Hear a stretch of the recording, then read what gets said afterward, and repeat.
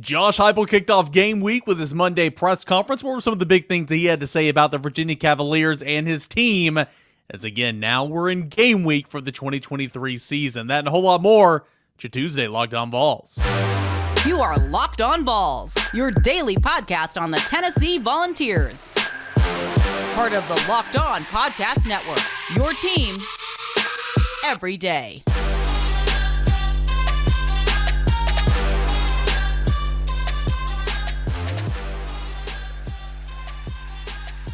Good Tuesday morning, everybody. Welcome into it. This is Locked On Vols. It is your team every single day, a part of the Locked On Podcast Network. Shout out everydayers for making Locked On Vols your first listen. I am your host, Eric Kane. This episode is brought to you in part by FanDuel Sportsbook. Official sportsbook of Locked On. Make every moment more. Right now with FanDuel, its new customers can bet $5 and get $200 in bonus bets guaranteed by visiting FanDuel.com/LockedOn to go ahead and get started. That spread for University of Tennessee and Virginia, 27.5 in favor of the good guys. That total 57.5 as of Monday afternoon. So go ahead and get in your bets for this weekend over at FanDuel Sportsbook for the University of Tennessee, or whatever you want to do there. Tons and tons of college football, because college football started this past weekend, but week one is here and couldn't be more thrilled about that. We're going to get into the opening press conference for game week that happened Monday afternoon. What did Josh Heupel have to say? Aaron Beasley, Tennessee linebacker, your mailbag questions, and then a position preview for the defensive line. That's coming up all here today on a Tuesday Locked On Vols. So let's go ahead and get into it. What all did Josh Heupel and Aaron Beasley have to say? Danico Slaughter also spoke as well in that Monday press conference. It's to the point now where you pick up on these themes. You see coaches and you watch players, talk to the media in front of a microphone, and then you talk to some of these guys outside of a media setting in the hallways or whatever, and you get the common theme like, hey, it's football time. It's time to go and play somebody else.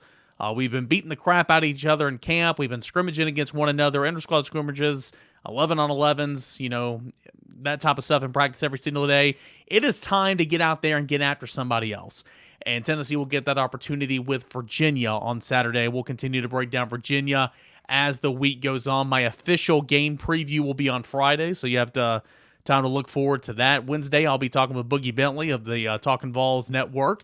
Looking forward to that. And but first, we'll discuss what Josh Heupel kind of said here.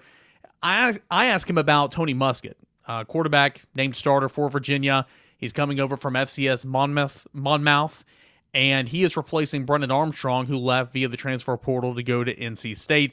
What does he present? What are the challenges? What does he do well that Tennessee defense is going to have to be on the lookout for?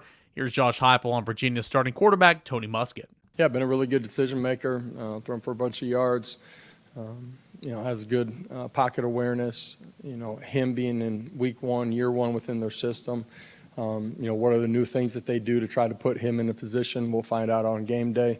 But a guy that's played, really good football at a high level and been a good decision maker. So for us, we got to do a great job of handling the run game. We got to apply pressure. That can be with our pressure package, but it can also just be with our front four. We got to make him uncomfortable inside the pocket.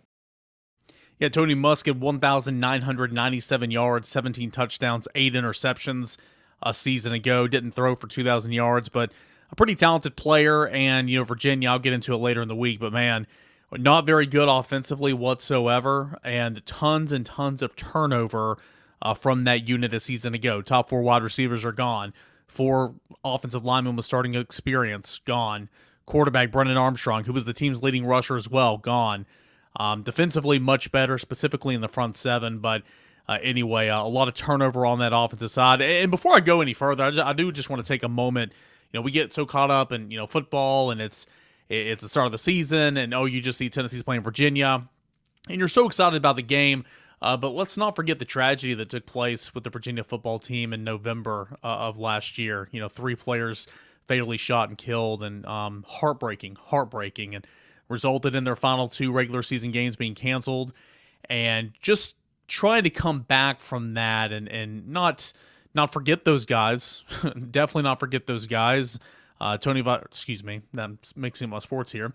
Josh Heupel, not Tony Vitello. Josh Heupel said in Monday's press conference that they're going to have a moment of silence before kickoff, and Tennessee's going to wear the decals of the numbers of the 3 Virginia football players who were killed last year. So I think that's a nice gesture. But rooting for Virginia, getting back out there and trying to play some inspired football. But cannot be easy when some of your teammates and your brothers, are gone like that. So good to see Virginia back out there and playing football. I do want to say that. That was Tony God, I did it again. What am I doing here? I'm the Tennessee beat writer for VolQuest.com for the baseball team.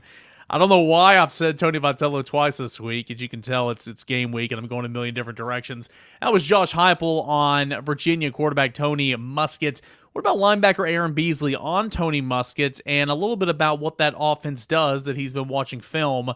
Here's Tennessee linebacker Aaron Beasley. Yeah, the quarterback from Monmouth, I think it was a small D2 school, I want to say. I'm not sure. I like him a lot. He's a really good player. Looks like he wants to win a lot, so really excited to play him. They like to do a lot of motions. They like to, try to get the ball on the perimeter to get you out leverage. In that way, do a lot of play action, a lot of boots. They'll take their shots. It should be a good challenge for us, for sure. So a nice scouting report there by Aaron Beasley, but at the end of the day, we don't truly know what Virginia's going to be like.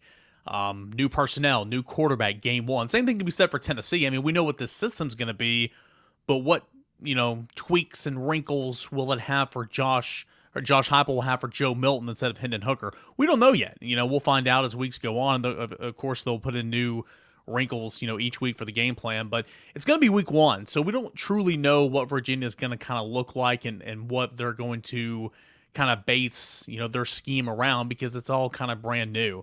But that was a good in-depth look, on film, spring game, some last year Virginia from Tennessee linebacker Aaron Beasley, trying to get out on the perimeter, trying to outflank you, trying to use speed and stuff like that, trying to confuse you, misdirection, bootlegs, play action, stuff like that.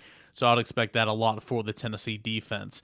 Moving on, Josh Heupel was asked about rotation. How realistic is it going to be about the defensive backs? Heavy rotation there, and of course the offensive line. A lot of oars on that Tennessee depth chart, 16 in fact. I told you guys there'd be a lot of oar. The oar would be the most famous player on that depth chart.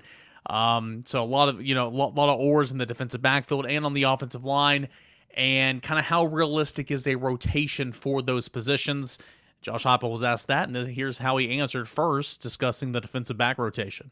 The second level, or second and third levels, I should say, we got nicked up a little bit in the middle part of training camp. I know you guys saw a little bit of that. Those guys are all back and healthy. They've been with us all of last week as well, gotten really good work. That gives us the ability to rotate on the back end. We have a plan. We'll see how it unfolds on game day, but expect to see a lot of people rotating in. That's true at the corner, safety, and the nickel spot. Yeah, well, I do feel good about, the development of our young guys. Some of the guys that have had experience, plan on rotating some of those guys at the guards and tackle position in this first one as well. Josh Heupel on the defensive backfield and offensive line there towards the end. And I like what he said in there. We have a game plan.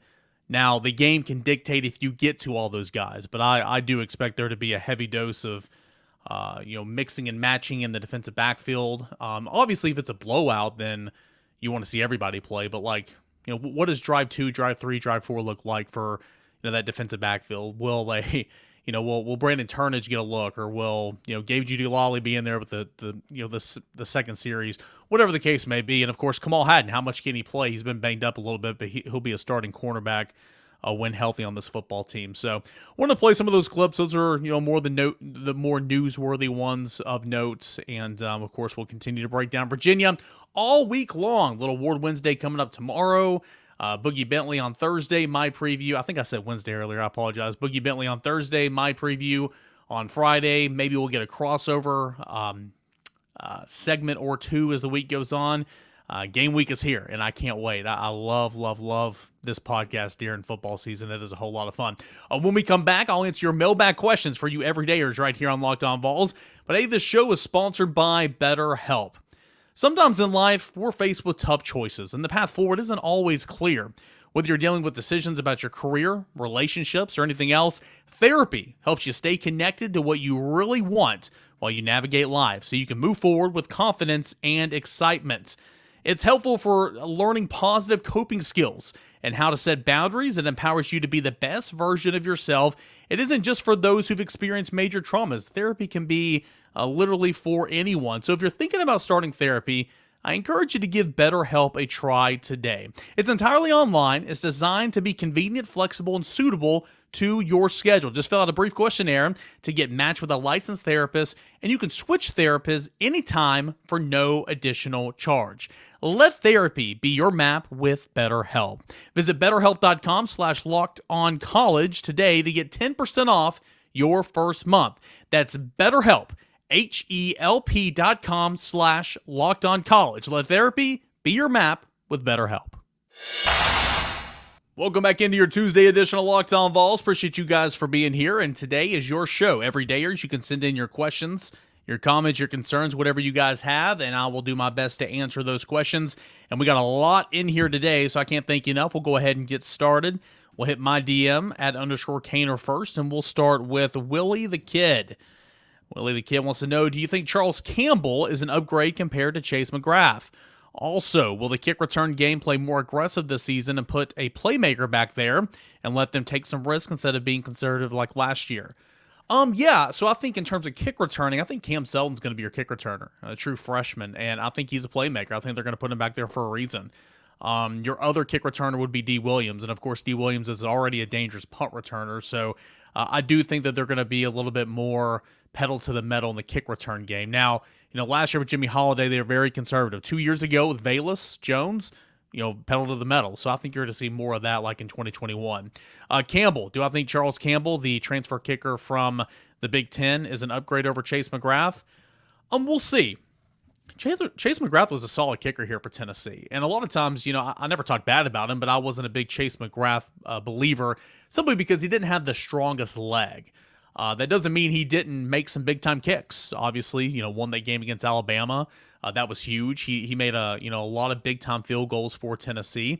I think Charles Campbell's leg is much stronger. I think that you'll see Tennessee attempt more 50, plus yarders potentially, with Charles Campbell, because I think he has the leg to do that. Now, Chase McGrath was a pretty accurate kicker, right? Over 80% of his field goals made while he was at Tennessee. So let's see how accurate Charles Campbell is, but I think it is a really, really nice option to replace Chase McGrath, and we'll see exactly if he's better. We'll go on now to Drew, and Drew wants to know, with Tim Banks working a lot, looks like he's working a lot more with the corners during fall camp. It feels like it's make or break year for Willie Martinez. I feel like if the secondary, particularly the corners, don't show vast improvement this year, then old Willie boy could be sent out down the road. What do you think about this? Well, first of all, Tim Banks and Willie Martinez, they coach the defensive backfield together. Tim Banks is the DC, so he has final say. But Tim Banks works with the safeties and the star, and Willie Martinez works with the corners. So those are their specific position groups. How I'll answer that, TBD. But I will say this. Coaches got raises and extension this past offseason. On the defensive side of the football, Willie Martinez got a raise, but he was the only coach that did not get an extension. This is his last year under contract, if I'm not mistaken. So in that sense, yeah, if it's not very good, then I don't know if his contract will be renewed. We'll see. He did get a raise, but he was the only one on the defensive side of the football who received changes to their contract that did not receive an extension. So that's kind of how I will answer that. We'll go to Ethan next. Ethan says, just want to let it be known I'm all in on Jalen Wright this year. I think he could play himself into being a draft pick this year. But with that being said, who gets the first handoff? Who starts this year? First snap, small or right? I'm all in on Jalen Wright as well. I think he's going to be a big-time player. But it's funny, yeah, because if I'm a betting man right now, I'm probably betting Jabari Small to get the first carry of the season. I could be completely wrong. Again, all the talk's been Jalen Wright in fall camp. He's had a great offseason. Everybody you talked to said he separated himself. But Jabari Small has been that RB1, let me get that first carry guy for each of the past 3 seasons. So wouldn't shock me at all if Jabari Small gets the first carry of the season. But I do believe Jalen Wright is going to get more touches, a whole lot more touches. And if he has the hot hand, he'll stay in. I think that's the biggest thing. I'll say Jabari Small, but both of those guys are going to play a ton of football. Ethan, good question. We'll go to Dalton next. Just kidding. We'll go to Dylan. Can't read my own writing. Which one would hurt worse, dropping one to Kentucky or dropping one to South Carolina this year? Great question. So I think anytime Tennessee is to lose to Kentucky, that hurts worse because historically Tennessee has dominated that series. Now, I do think that the more challenging game this year is Kentucky on the road. South Carolina, I understand what happened last year. The game's in Neyland. Tennessee's going to have revenge on its mind. I think Tennessee gets that done. It's going to be a challenge at Kroger Field, in my opinion. Better quarterback, solid offense. If they can block for Leary, I think, watch out. I think that could be a dangerous unit back with Lee and Cohen. We'll see, of course. Devin Leary, before anybody really knew who he was one of the best quarterbacks in the country at NC State in 2021. So we'll see. So I would answer that question, Kentucky, simply because that's your rival, and that's a game in the series that Tennessee typically doesn't lose. Great question, but I will say Kentucky. We'll go over to some tweets you guys sent in. We'll go to my bookmarks. Always bookmark those. We'll go with Seth. If you were making the call, what 3 wide receivers would you start Saturday out of the big 4? If it were me, Brew McCoy and Ramel Keaton, no matter what are on the outside, I'd go Dante Thornton in the slot because I think Dante Thornton is an NFL receiver. That's my bold take, if you will, preseason. Dante Thornton because I think he is an NFL wide receiver. If you were calling plays, would you run the same plays we ran last year with Hooker or make some changes to the play calling to fit Joe and his arm body better? Also, would you bet UT to cover? Good questions. You kind of answered that question for yourself, and that's kind of where I was going for it. The scheme will be the same. The tempo will be the same. The concepts will be the same, but they will tailor the play calling to the strengths of Joe Milton. And you might not all see that in week 1, but as the season goes on, they will call a game that tailors Joe Milton more. So a good question there. And would you bet UT to cover? If you're watching on YouTube, you see on the bottom line here, I put 27.5 point favorites by FanDuel. The total's at 57.5. That is as of Monday afternoon. My rule, again, I am not a consultant when it comes to this, but my rule is 4 touchdowns is too much, especially for week 1, because we just don't know what we're going to get in Virginia. I think Tennessee's going to win comfortably. I think Tennessee should win comfortably. But, if you win by 27.5, that means you're winning by 4 touchdowns. That's a lot. So, for me personally, I wouldn't. That does not mean Tennessee won't blow the doors off this game, win by 24-25, or they could win by 35-40, but me, that's a lot to cover. So that's how I'd answer that. Seth, I appreciate it. We'll go to Jared here. What's more likely for us against Virginia this weekend? 1, scoring 35-plus points, defensive shutout, 3-plus sacks, Joe throws 4-plus touchdowns, Joe throws his first interception, all the above, none of the above. An interception's a football play, right? So, Joe Milton could throw 4 touchdowns and have a pick. Yeah, that kind of answered both of those. So, an interception's very likely just because that's a football play.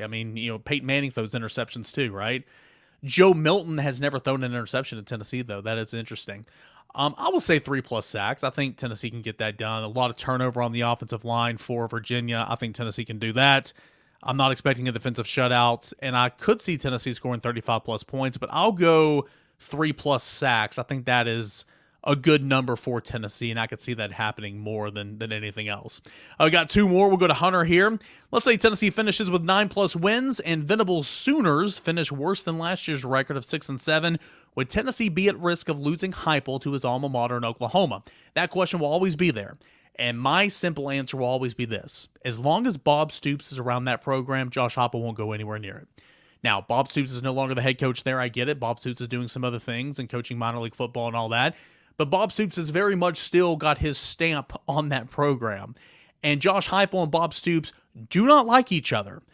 Even if Stoops wasn't a factor, I don't know, man. I think he loved his time there and everything, but this is home, and what he's building and turning around here at Tennessee, I think that's special to him. So I'll say no, but you can never count out the alma mater. But I will say no, especially with Stoops still kind of lurking around that program. We'll go. I actually got 2 more. I lied. We'll go here to Bruce on the Loose. What should we look for this Saturday? What would you like to see? Big time Tennessee win. I think that'd be good. I want to see the defense come out and really put on a show. Now, again, the offense, Virginia this isn't Austin P, okay? It's a Power 5 program. But you're going to see a lot better offensive lines and a lot of better units in the Southeastern Conference. Just facts, right? So I would like to see all this talk about the defense taking a step and all this talk about the depth and all this talk about how the defense is, had a really, really good camp. I want to see it on display. I want to see some turnovers. Love to see defensive score, but I want to see the defense shine more than anything. Offensively, I want to see the tempo, that there's no ifs, ands, buts about it, even though Cooper Mays, I don't believe, is going to play. I want to see Joe Milton have a turnover-free game, and I don't want to see Joe Milton hang on to the football and be indecisive. I want to see him make the right decisions and be quick about it. That's kind of what I want to see there. Last one, it goes to Zachary on the YouTube channel. My question is, what is your favorite game day traditions at the game or at home? Well, my game day traditions have kind of changed now that I'm covering the games, obviously. Before I was a media member, man, I love to get down there and tailgate, have fun, throw a few back, enjoy the company of some friends, go into that stadium and then go find some place on the strip, RIP, right, the strip, and, watch some more football games. Now that I'm a media member, I like to get up and watch College Game Day, kind of set the scene. If it's a late game, like a night game, I like to watch a big portion of the noon start games.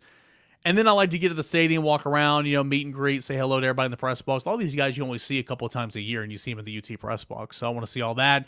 And then kind of get into work mode, right? I'll sit up there in the stadium with my binoculars. I'll watch who comes out there. I'm checking injuries, all that type of stuff. And then from there, it's just work. So much like you, I like to watch a little football to begin my day and then get over to the stadium as quick as I can.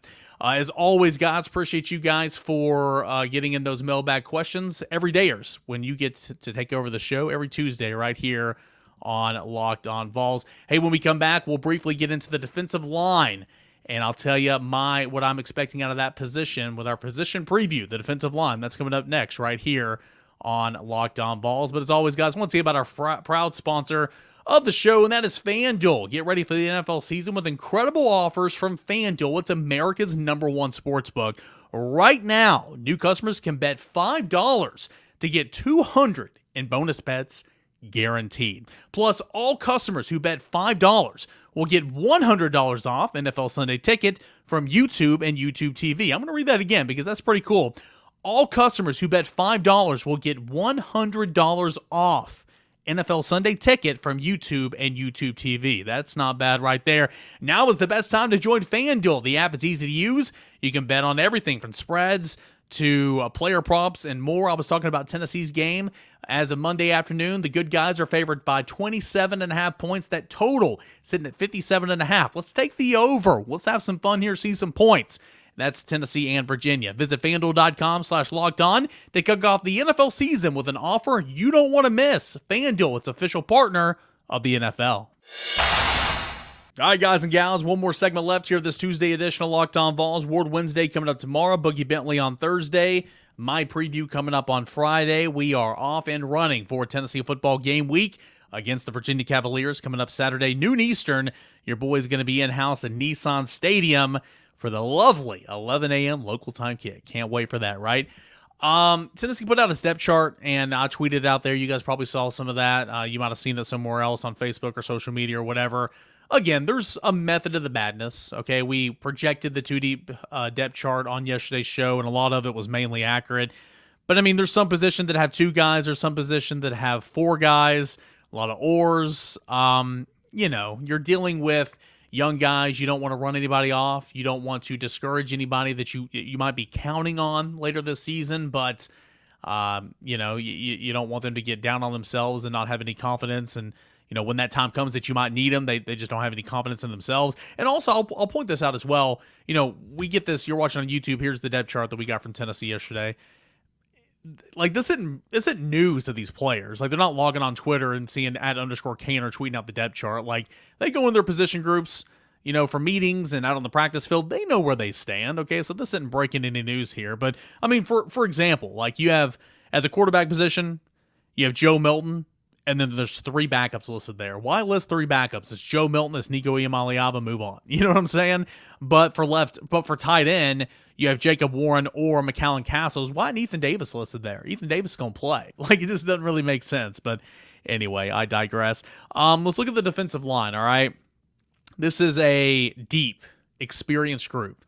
But it's a group that needs to get after the quarterback consistently from the front four. We've talked about it all offseason. Truly believe that if Tennessee takes a step in the secondary, it's because the front four can get after the passer without having to send a blitzer from the second or the third layer of the defense. We'll start that Leo position. I wrote about this at VolQuest.com the other day. Like, when you start at the Leo position, the name that immediately comes to mind, James Pierce, Joshua Josephs, Caleb Herring. Why? Because they are high upside guys, long, explosive, okay? Like, sky's the limit for those three guys. But Roman Harrison's going to be your starter. He's short, compact, first guy off the bus type guy.